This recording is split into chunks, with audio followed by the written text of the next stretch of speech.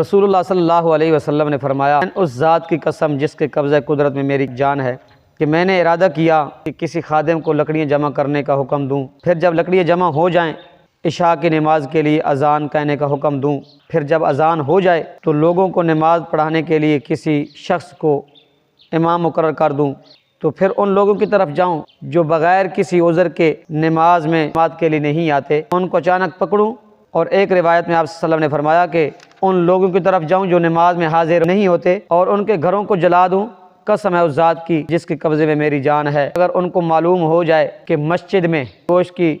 فربہ ہڈی یا گائے یا بکری کے 2 اچھے گھر مل جائیں تو وہ عشاء کی نماز میں وہ ضرور حاضر ہوں گے۔ اس سے معلوم ہوا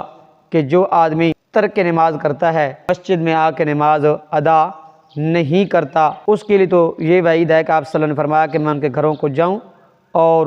ان کو گھروں کیا